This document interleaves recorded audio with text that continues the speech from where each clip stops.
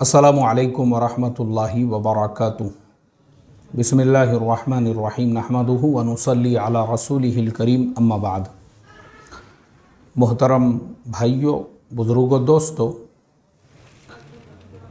Union public services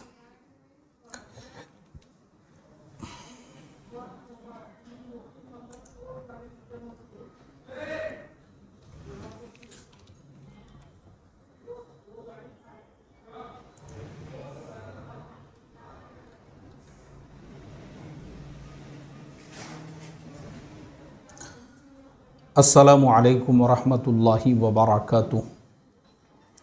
बिस्मिल्लाहिर्रहमानिर्रहीम नहमदुहु व नुसल्ली अला रसूलिहिल करीम अम्मा बाद। मोहतरम भाइयों, बुज़ुर्गों, दोस्तों, यूनियन पब्लिक सर्विस कमीशन, जिसको हम लोग यूपीएससी कहते हैं शॉर्टकट में, 2021 में जो उसके इम्तिहानात हुए थे उसका रिज़ल्ट 2 रोज़ पहले आया।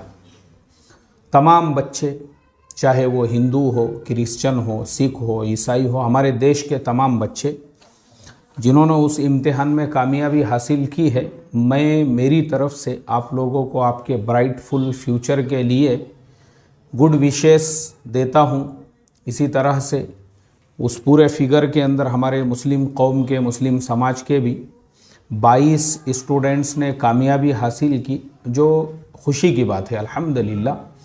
उसमें 68 तो ऐसे थे जिन्होंने पहले 3 स्टेप्स को कामयाबी यानी उन्होंने उसको कामयाब कर लिया था। जो चौथा स्टेप है इंटरव्यू, फिर 68 में से चौथे में सिर्फ 22 जो है वो सेलेक्ट हुए और बाकी के जो है वो रह गए। उसके अलावा भी बाकी बच्चों ने जो तैयारियां की थी, काबिल तारीफ़ है माशाअल्लाह। लेकिन ये जो 22 का फिगर सामने आया है, ये हमारे पिछले 10 सालों का जो परसेंटेज है उसमें सबसे कम है। तो इससे पता ये चला हमको और ज़्यादा मेहनत की ज़रूरत है। और देखो कैसा है, ये मैं अभी जो आगे बातें बताने वाला हूँ ये इतनी कारआमद और मुफीद रहेगी आपके लिए, ख़ास तौर पे जो स्टूडेंट्स है, जो तलबा है, जो तालिबात है, हमारी बेटियाँ हैं, वो तमाम लोग इसको ध्यान तवज्जो से सुने और हर स्टूडेंट तक पहुँचाए। इंशाल्लाह ये सब बातें आपको काम आएगी। देखो असल क्या होता है, ज़िंदगी का एक टर्निंग पॉइंट होता है। ज़िंदगी का जब आप 7वीं 8वीं में होते हैं, उस वक्त में आपने अपने फ्यूचर के बारे में तय करना ज़रूरी होता है कि मुझे डॉक्टर बनना है, मुझे इंजीनियर बनना है, मुझे कंप्यूटर साइंस पढ़ना है, जो भी आपको पढ़ना है। और आपकी तैयारी उसी वक्त से होनी चाहिए, 7वीं 8वीं 9वीं 10वीं। और ख़ास तौर पर जो इंग्लिश स्पोकन है, इंग्लिश लर्निंग है, वो बहुत ज़्यादा आसान है। वो कोई ऐसा पहाड़ खोदने के जैसा नहीं है। मैंने ख़ुद जो है ना, अभी अपनी उम्र 35-36 साल जब मेरी उम्र हो गई थी, उसके बाद मैंने बाज़ाब्ता यहाँ पे सिम्बोयसिस इंग्लिश लर्निंग का जो इंस्टीट्यूट है वहाँ एडमिशन लेके मैंने अपने ग्रामर्स वगैरह को सही किया। और मैंने जब बाज़ाब्ता क्लास लगाकर उसको सीखा और मैं रोज़ वहाँ जाके बैठता था, तब मेरे समझ में आया कि अगर पढ़ाने वाला उस्ताद सही हो, जो आपको सारे टेंसेस अच्छी तरह से समझाए और सारे जो ये है पास्ट है, फ्यूचर है और इसी तरह से जो है आपका प्रेजेंट है, ये तमाम बातें जो है ना आपको अच्छी तरह से समझा और इसी तरह से उसके जो ग्रामर्स है, इसी तरह से उसका जो प्रोनाउंसिएशन है, ये तमाम चीज़ें अगर वो आपको सही ढंग से पिलाता है और समझाता है तो इंग्लिश ज़ुबान इतनी आसान है। आप 2-3 महीने की मेहनत के अंदर जो उसके बेसिक ग्रामर्स है उस पर अच्छी तरह से कमांड हासिल कर सकते हैं। तो हम जब वहाँ पे जाते थे तो वहाँ मैं शुक्रिया अदा करता हूँ जिन्होंने भी वो कैंपस बनाया है। बहुत कम उनकी फ़ीस थी, हालांकि लोगों को ज़्यादा लगेंगी 12-15 हज़ार रुपये, लेकिन मेरे हिसाब से कुछ भी नहीं है, क्योंकि मैं दुनिया के दूसरे मुल्कों में जाता हूँ तो उतने पैसे 1-2 वक्त का खाना खाने में लग जाते वहाँ पे। अभी मैंने जो है सुबह में एक वीडियो के अंदर मिसवाक के बारे में बोला हूँ कि बाज़ मुल्कों में मिसवाक जो है वो 1-1 हज़ार रुपये की, यानी 10 पाउंड की, पाउंड का रेट जो है 100 रुपये के ऊपर है। 10 पाउंड की भी अगर एक मिसवाक मिलती है तो वो हमारे यहाँ के हिसाब से 1000 रुपये से ऊपर होते हैं।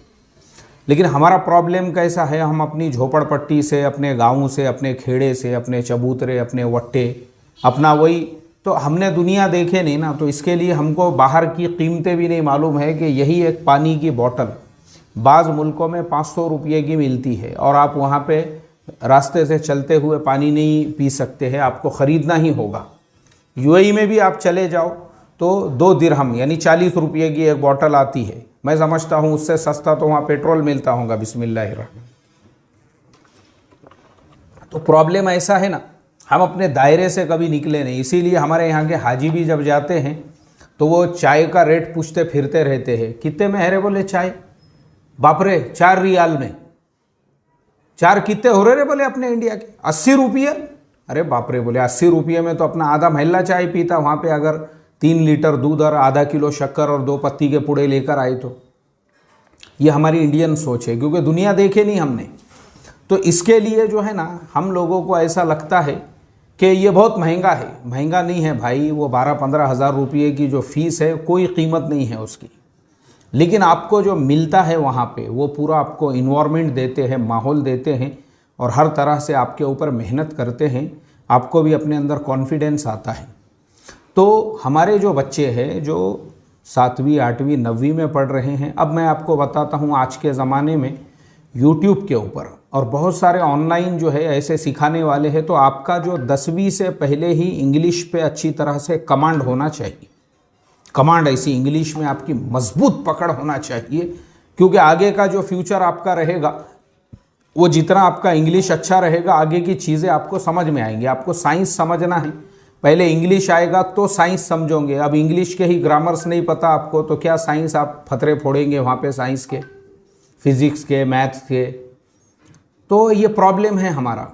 तो इसीलिए पहले 7वीं 8वीं से ही आप इंग्लिश पे जो है ना अपनी ऐसी कमांड मजबूत कीजिए और 10वीं में पूरी तैयारी। उसके बाद में आपने 11वीं 12वीं निकाले, 12वीं साइंस से ही दो। पहला मेरा जो है रिकमेंडेशन आप लोगों को ये रहेगा। और अगर मान लो कि साइंस से जो है अगर आपको अपने अंदर वो कॉन्फिडेंस नहीं महसूस हो रहा है तो फिर कॉमर्स से दो, साइंस और कॉमर्स। और आखिरी दर्जे में जो आर्ट्स है वो उन लोगों के लिए है जो एकदम ही मंद बुद्धि है और जो लाइफ में कुछ नहीं कर सकते, मतलब जिनको आगे चल के डीएड बीएड करके टीचर बनना है, वैसे लोगों के लिए आर्ट है। वरना तो अगर आपको आपकी लाइफ में एक इनकलाब पैदा करने का है और कुछ बनने का है और आपको जो है ना एक तारीख रकम करने का है, तो आपका पहला प्रीफ्रेंस जो है वो साइंस होना चाहिए, दूसरे नंबर पे कॉमर्स होना चाहिए। अब आपने 12वीं भी दे दी है, उसके बाद फिर आप आगे का देखो। जैसे आप अगर आपको जो है मेडिकल करना है और उसके बाद में जिस तरह से आपको जो है तैयारियां करना है वो आप अपने हिसाब से जो है नीट की तैयारी है और इसी तरह से दीगर जो आपको तैयारियां हैं फिर वो आप उसमें लग सकते हैं। अब हम आते हैं यूपीएससी पे। तो अब अगर आपने चाहे एमबीबीएस किया हो या मेडिकल से कोई भी ग्रेजुएशन आप कर रहे हो या इंजीनियरिंग में हो या बीसीए हो या बीएससी कंप्यूटर हो, कोई भी आप कर रहे हो, वो ग्रेजुएशन के साथ साथ आप यूपीएससी का भी प्रिपरेशन करना। और यूपीएससी का प्रिपरेशन करते करते आपने जो है ना अपने स्टेट का भी जो सिविल सर्विसेज है, जैसे उत्तर प्रदेश का कुछ होगा, मध्य प्रदेश का कुछ होगा, दिल्ली का कुछ होगा, पंजाब का कुछ होगा, तमिलनाडु है, केरला है, आंध्र प्रदेश है, तेलंगाना है, कर्नाटका है, महाराष्ट्र में उसको एमपीएससी कहते हैं। तो एमपीएससी जो है अपना स्टेट का, स्टेट और सेंट्रल दोनों की भी आपकी तैयारी होना चाहिए। दोनों एतबार से आप तैयारी करो। अब आपने अपने आप को झोंक दिए तो अब क्योंकि ये आपका फ्यूचर है, इसी के ऊपर देखो, जिनके ख्वाब बड़े होते हैं ना ज़िंदगी में, जिनके ख्वाब बड़े होते हैं, ये बड़ी बड़ी बातें नहीं हैं। आपको मिलेंगे आपके खलेरे भाई, आपके चचेरे भाई, आपके गली महल, बहुत देड़शाना है ये, बड़ी बड़ी बातें ठोकते रहता, ऐसा बोलेंगे वो आपको आपके ख्वाब देखकर, क्योंकि उनका लेवल नहीं है, उनका लेवल नहीं है, उनका जो दायरा है ना वो महदूद है। तो दूसरों की वजह से अपना जो कॉन्फिडेंस है वो कभी भी लूज़ नहीं करने का। अपने कॉन्फिडेंस को, अपने को मालूम है ना अपन क्या है, तो अपना कॉन्फिडेंस लूज़ नहीं होने देने का, बल्कि अपना कॉन्फिडेंस ये रखने का, चाहे दुनिया मुझे कुछ भी कहे, मुझे जो मेरा टारगेट है, जो मेरा गोल है वो मुझे अचीव करना है, इसके लिए आपको मेहनत करना है।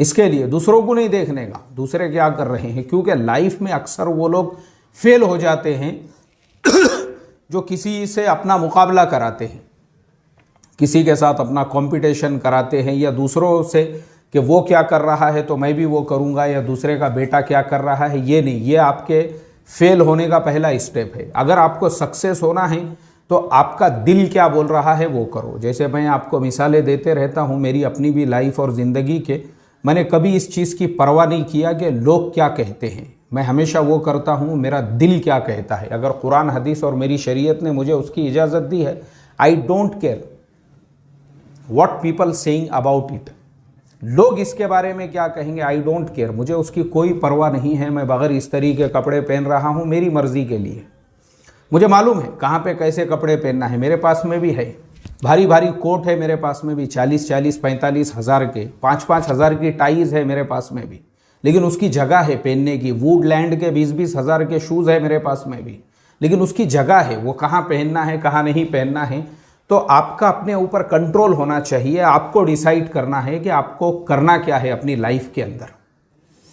लोग क्या कहेंगे, बहुत बड़ी बड़ी बातें, अरे बाबा उसकी बातें खाली सुनने की चेहरे भाई, खाली सुनो जो बोले तुम, बहुत फेकम फाक, अरे अरे अरे अरे अरे, ये बोलेंगे लोग। क्यों बोलेंगे, उनका लेवल नहीं है, वो उनको आदत पड़ी हुई है कीड़े मकोड़ों की तरह से जीने की। तुम कीड़े मकोड़ों की तरह से मत जियो, तुम अपनी लाइफ में जो है ना अपना एक लेवल बनाओ, अपना एक मकाम बनाओ, अपनी एक सतह बनाओ, तो फिर तुम कहलाओगे दी कंप्लीट मैन, फिर आदमी बनोगे तुम।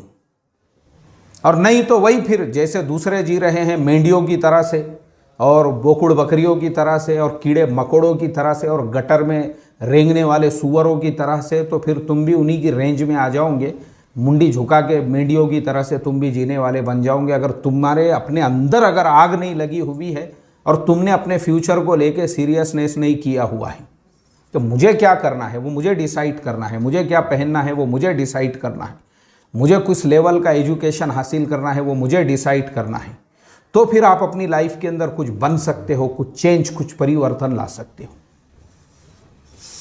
तो इसके लिए हमारे बच्चे जो है ना, जितने भी मेरी बात सुन रहे हैं, मैंने पहले ही कहा हूँ हर स्टूडेंट ने मेरी ये बात सुनना चाहिए, हर स्टूडेंट ने। तो अपने अंदर जो है ना एक आग होना चाहिए कि नहीं मुझे तो यूपीएससी या नहीं यूपीएससी एमपीएससी। मैं अगर आपको आगे बताने वाला हूँ उसके फ़ायदे क्या है।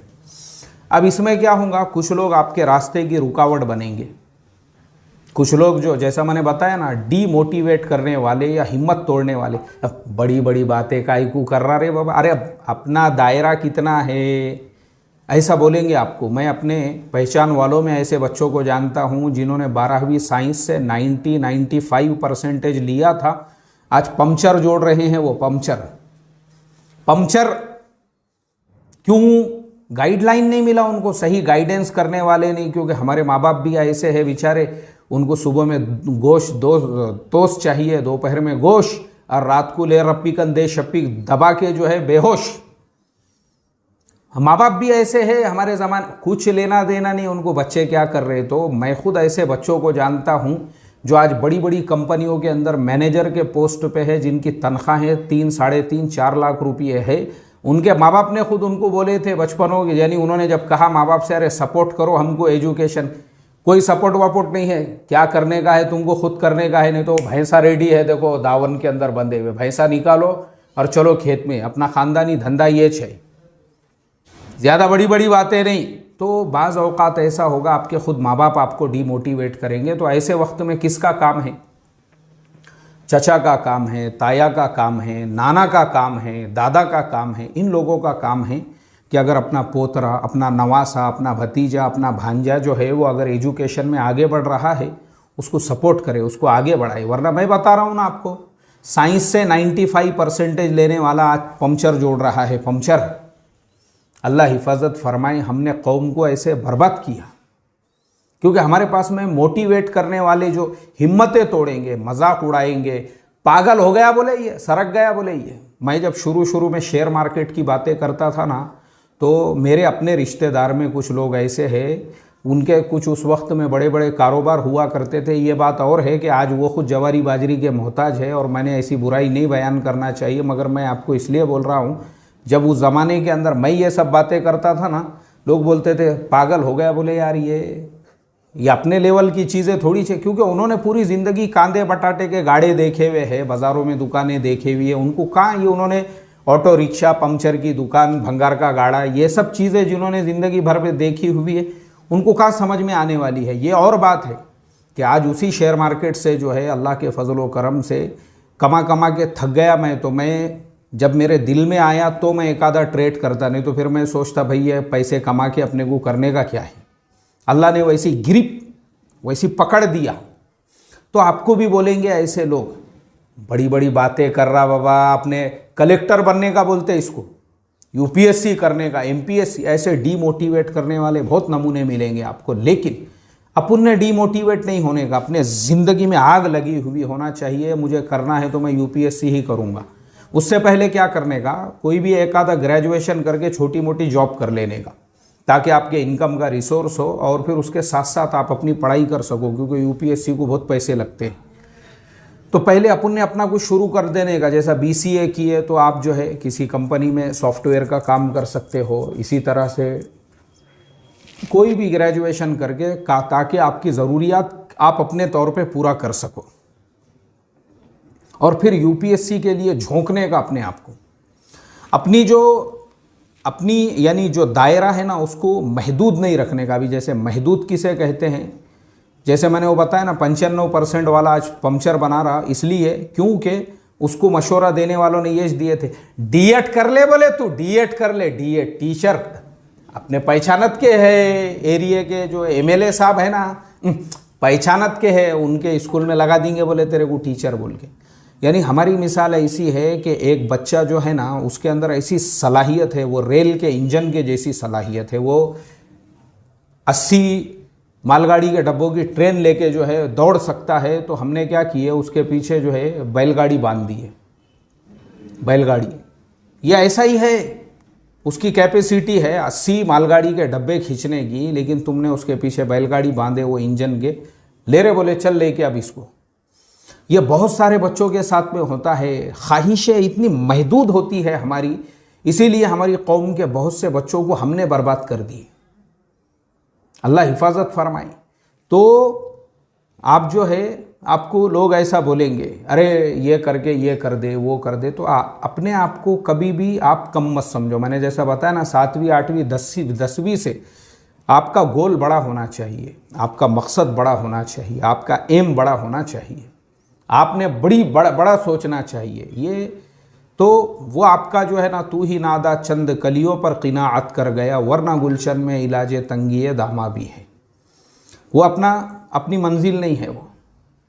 तो इसके लिए जो बहुत सारे बच्चे ये करके मैं छोड़ दूं, वो करके नहीं, आपने अपना तो उसमें अपने आप को झोंकने का, जो अपनी छोटी छोटी ख्वाहिशात पे। अब जैसे बहुत सारे बच्चे जो है पढ़ाई के ज़माने में ही इश्क है, मोहब्बत है, उनको लगता है आमिर खान साहब जिस तरह से फिल्मों में बताते हैं, अपनी माशूका के लिए पूरा जिगर दिल फाड़ के उन्होंने कलेजा निकाल के कदमों में रख दिए उसके, ये रियल लाइफ में नहीं होता है। वही आमिर खान साहब ने 3 जोरुआ बदल दिए प्रैक्टिकल लाइफ में। रील और रियल लाइफ में बहुत फ़र्क होता है। ये रियल लाइफ एक अलग चीज़ होती है, जो फिल्मों में बताते हैं ना, लड़कियों को भी लगता है जिस तरह से जो है सुनील शेट्टी साहब ने अपना पूरा सीना चीर के जो है निकाल के कदमों में रख दिया कि तुम जो कह दो तो चांद तारों को तोड़ लाऊंगा मैं, इन हवाओं को, इन घटाओं को मोड़ लाऊंगा मैं। उनको लगता है हमारे आशिक साहब भी ऐसे ही रहते होंगे। तो ये इश्क के चक्कर में तो लड़कियों का भी और लड़कों का भी, लड़कों को लगता पता नहीं यार मेरे को मिलती क्या नहीं रहे एक आधी, क्या पूरी ज़िंदगी वही अपना चलते रहेगा, हाथा ने गाड़ा ने एट से टाड़ा। ऐसा लड़कों को ये लगता है। लड़कियों को लगता अपने को मिलता कि नहीं, क्या मन नादीदापन बोलते इसको। तो ये नादीदेपन में उनको लगता है बस हमको भी ऐसा ही कोई जो है दिल जिगर कलेजा ऐसा फाड़ के जो है हमारे कदमों में रख देने वाला और गाना गाने वाला कि तुम जो कह दो तो चांद तारों को तोड़ लाऊंगा मैं, ऐसा कोई चाहिए। प्रैक्टिकल लाइफ में ये सब नहीं होता है। प्रैक्टिकल लाइफ में कांदे बटाटे के भी वांदे होते हैं, जिन्होंने अपनी माशूकाओं को पहले चांद तारों के जो ख्वाब दिखाए हुए रहते ना, कांदे बटाटे के वांदे, दाल चावल के वांदे ससरे साहब जो है लाके दे रहे हैं, तो दामाद साहब का भी पेट भर रहा और बीवी भी जो है बेचारी खारी कब पकारी। ऐसे भी होते हैं ऐधी कुंदे, ससुरे की जान पे पलने वाले। तो गलती किसकी है? वो लड़की की है, इश्क और मोहब्बत के चक्कर में जिसने जो है ना फ्यूचर बर्बाद करी। अगर वही लड़की, बहुत मिलेंगे तुमको, एक से बढ़कर एक तुम्हारे घर पे लाइन लगा के खड़े रहेंगे। पहले अपने आप को वैसा काबिल बनाओ, काबिल बनाओ तुम अपने आप को। ऐसा नहीं है यार मेरे मुकद्दर में है क्या नहीं क्या मालूम, मेरे को मिलती क्या नहीं क्या मालूम। मिलती नहीं, लाइन लगेंगी रिश्तों की तुम्हारे घर के बाहर। पहले बनाओ अपने आप को वैसा। तुमने अपने आप को वैसा बना ही नहीं। तो ये हमारी महदूद दायरा होता है कि हमारे बच्चे अक्सर कॉलेजों में इन्हीं फालतू चीज़ों के अंदर और यही आशिकी और मुआशका और इन्हीं छपरी टपोरीपन के अंदर जो है, अल्लाह हिफाजत फरमाए रे भाई, जो है इसी में ज़िंदगी बर्बाद करते। और आखिरी में जो है ना उनके मुकद्दर में क्या आता है, ये लव मैरिज करने वाले तो मैंने 99 केसेस जो है फेल देखा हूँ। आखिरी में वही है, किसी के घर को जाके बर्तन मांजना है और हज़रत को जो है रिक्शा तो रेडी है अपना घर के बाहर, अब्बा का, अब्बा चलाते थे, अब अपने भी मुकद्दर में रिक्शा ही है। क्यों हुआ ऐसा? ऐसा इसलिए हुआ क्योंकि तुमने तुम्हारे दायरे को जब करने का था किए नहीं। अब उसके बाद में वही है, बर्तन धोना है या शादियों में जाके जो है वहाँ के बर्तन धोना है या फिर औरतों में जाके खाना बरतना है, इसके अलावा कुछ काम नहीं है। अल्लाह हिफाजत फरमाई। ये प्रॉब्लम है ये क्यों? किसने? तुम कलेक्टर बन सकती थी, तुम डॉक्टर बन सकती थी, इंजीनियर, मगर तुमने ही इश्क और मुआशक़े तुमको लगा। जिस तरह से फिल्मों में बताते हैं, रियल लाइफ में ऐसा नहीं होता है। रियल लाइफ और रील लाइफ ज़मीन आसमान का फ़र्क होता है। रियल लाइफ में आपको रियल लाइफ के अंदर जो हीरो नज़र आ रहा है और आप अपने आप को आलिया भट्ट समझ रही हो, रियल लाइफ के अंदर जब उसी हीरो से आपकी शादी हो गई, घर को गए तो उसकी 5-6 बहनें हैं, उसके 8-10 भाई है घर के अंदर आपको खुंदलने के वास्ते में। तब पता चला रे यार, अभी तक तो हम मिल रहे थे तो मैकडोनल्ड में हम अकेले थे, KFC में भी हम अकेले थे, गार्डन में भी अकेले। मालूम नहीं था इसके जो है बैकएंड के अंदर इतनी बड़ी टीम है बोल के काम करने के लिए। आपने तो फ्रंट एंड पे देखा ना उसको। अब बैकएंड के अंदर जब आप गए तब जाके पता चला वहाँ उसकी 5-6 बहनें, 7-8 भाई है और माशाल्लाह उसके अब्बा की भी और 2-3 जोरुआँ भी है, उसके अलावा भी, उसके अम्मा के अलावा भी। अब परेशान हो गए वहाँ पे। वो घर के अंदर तो रहने को भी जगह नहीं है, ये कुर्सी के नीचे बिस्तर लगा रहा वो टेबल के ऊपर, क्योंकि जगह ही नहीं है वहाँ पे। 2-4 को जो है खुट्टियों को लटका दिए हुआ है रात को सोते वक्त में।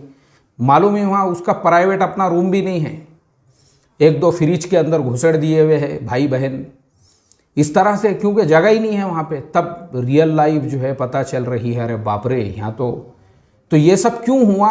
उतावलेपन, नादीदेपन की वजह से। मेरे को मिलता क्या नहीं क्या मालूम, मेरे को मिलती क्या नहीं क्या मालूम, ये चक्करों के अंदर। तो हमारे बच्चे जो है ना अपना एम बड़ा रखे, नहीं मुझे UPSC निकालना है, मुझे MPSC निकालना है, और उसके लिए मेहनत करो, कोशिश करो, मेहनत करो, ज़रूर निकालोगे आप, ज़रूर निकालोगे। अच्छा, अगर आप नाकाम भी हो गए, अभी जैसे वो 68 बच्चे हैं, उससे उसका अब आपको फ़ायदा क्या है पता है आपको? वैसे भी जो बच्चे होते हैं ना, तो ये ऐसी जो कंपनियां होती है बहुत सारी जगहों पे, जब आप बताते हैं कि भाई आपने UPSC में वहाँ तक आप गए हुए हैं ना, तो वहाँ पे आपको फिर मैनेजमेंट के अंदर डायरेक्टर की या फिर वहाँ पे मैनेजर की, वहाँ पे आपको बड़ी पोस्ट मिलती है।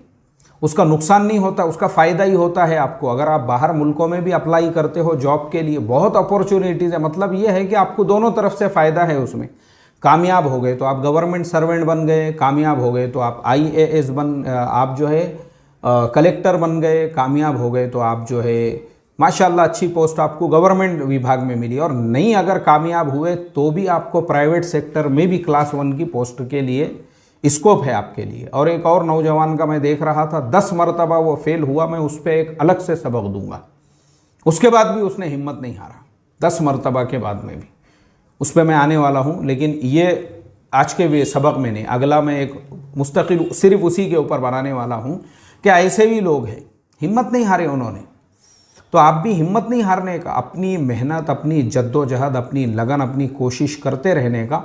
इंशाल्लाह एक दिन कामयाबी आपके कदमों में होंगी। और वो जो लोग आपका मजाक उड़ा रहे थे ना, बहुत ही बड़ी बड़ी बातें करने की आदत है रे बाबा, इसको फेकम फाक, वही लोग जो है ना, वही लोग वक्त आएगा आपके सामने कटोरा लेकर आएंगे, यार मेरी माँ बीमार है कुछ मदद कर दो, मेरे अब्बा का मसला है, कुछ ये कर दो, मेरे बेटे का जॉब का मसला है, अरे मेरे फलाने रिश्तेदार के फीस का मसला है, वो आएंगे आपके पास में, वो आएंगे।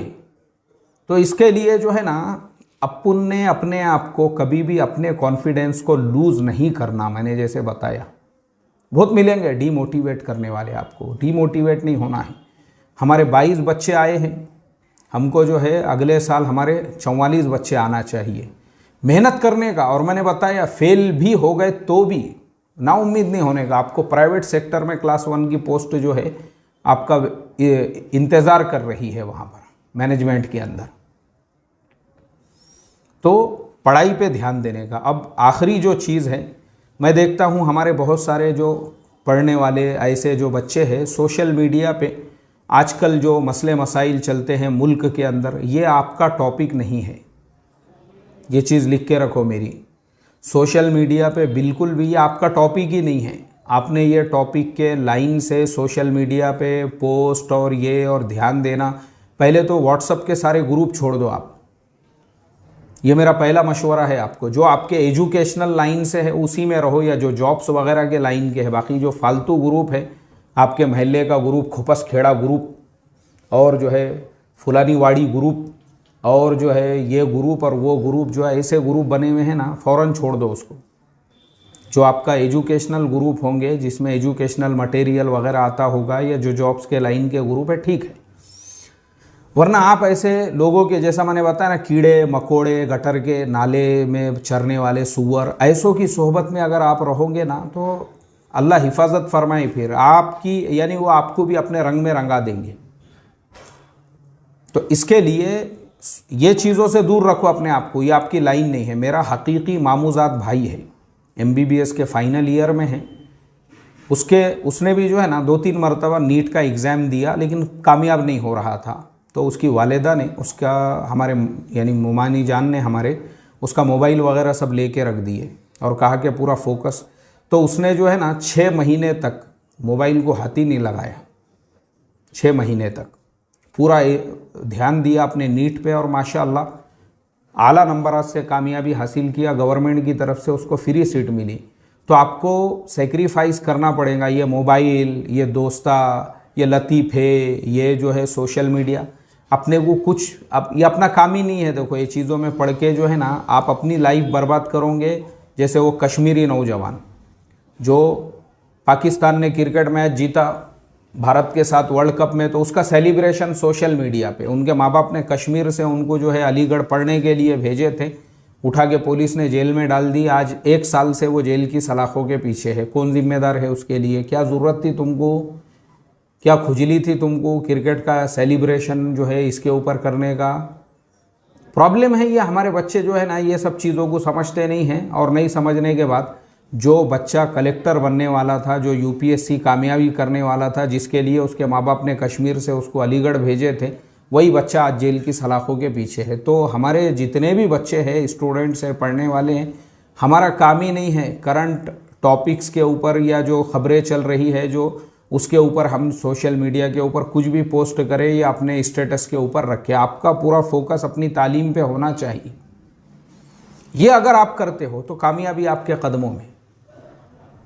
और अगर कोई चीज़ नहीं समझ में आई है, नीचे कमेंट करो, इंशाअल्लाह मैं अगले वीडियोस के अंदर वो सारे आपके जो टॉपिक्स रहेंगे उसको कवर करने की कोशिश करूँगा।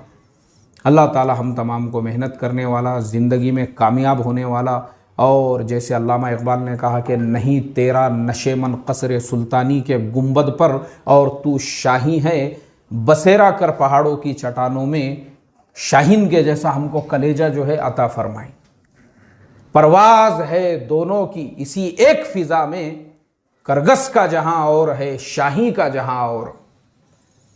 कौवा जो है ना, कौवा, दोनों भी फिजा में उड़ते हैं, कौवा भी शाहीन भी, लेकिन दोनों की जगह अलग अलग होती है। तो इसके लिए आपको तय करना है D.Ed B.Ed आपकी मंजिल है, या फिर आपको कलेक्टर, या फिर आपको और उससे ऊंचा पढ़ना है, यह आपको तय करना है। अल्लाह अमल की तौफीक अता फरमाए। अस्सलामु अलैकुम व रहमतुल्लाहि व बरकातुहू।